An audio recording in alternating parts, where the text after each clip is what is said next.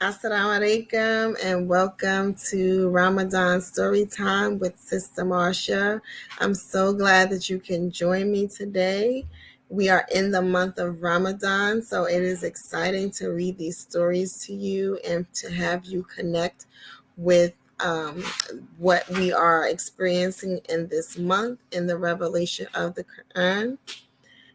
Tonight's story is from the Quran Stories for Kids series, as the previous stories have been. This one is entitled Travels of the Prophet Ibrahim. And a few days ago, we read a story about the Prophet Ibrahim being Allah's friend. So today we're going to talk about the travels of the Prophet Ibrahim. And so without further ado, we are going to jump into our story.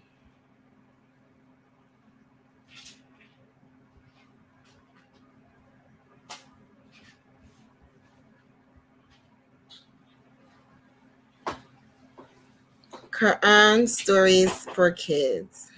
The author is Sani Yasnain Khan. Travels of the Prophet Ibrahim. Long, long ago, about 4,000 years ago, in the land of Iraq, a child was born whose name was Ibrahim, alayhi salam, or upon him be peace. And another name that we use for Ibrahim is also Abraham. He was gracious, tender-hearted, and pure in faith. Allah was pleased with him and made him his best friend.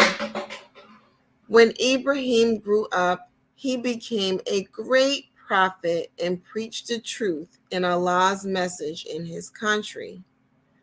Later, he traveled to Syria, Palestine, and Egypt.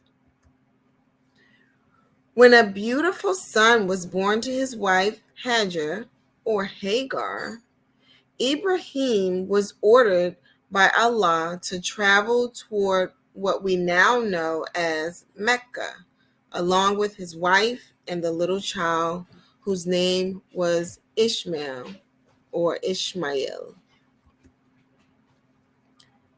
They all traveled for a long time till they reached a lonely, barren valley near two small hills called Safa and Marwa. The Prophet Ibrahim asked his wife to stay near one of the hills along with the baby Ishmael and started to go away. His wife protested, "Why are you leaving us alone here?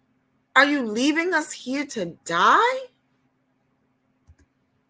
But Ibrahim replied, "My Lord has commanded me to do this." Then Hajar, breathing a sigh of relief, said, "If Allah has ordered you to do so, then he will not let us die."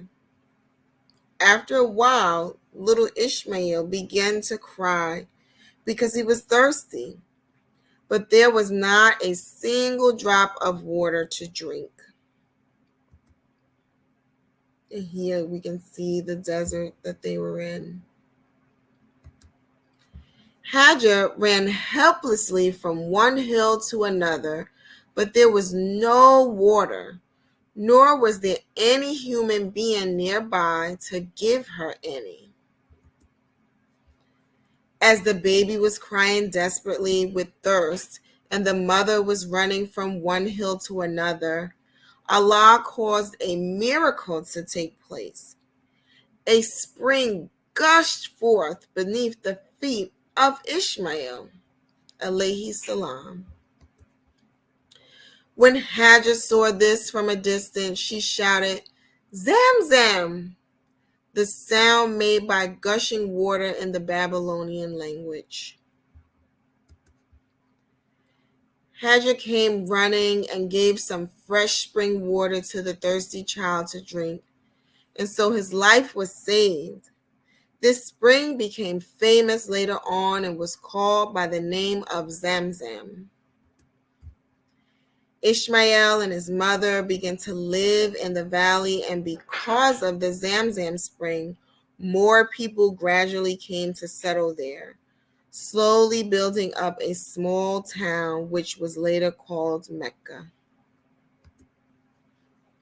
From time to time, Ibrahim would visit Mecca to meet his family, especially to see his young Ishmael growing up in the beautiful surroundings of nature in a new town in a lovely valley surrounded by hills, away from the crowded cities where the people at that time were mostly idol worshippers.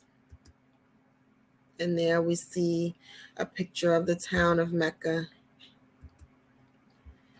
The moral of this story is that believers who, despite their hardships, follow the path of Allah will find that Allah will remain with them and help them in miraculous ways, just as the child Ishmael, alayhi salam, was saved by the miracle of the Zamzam spring.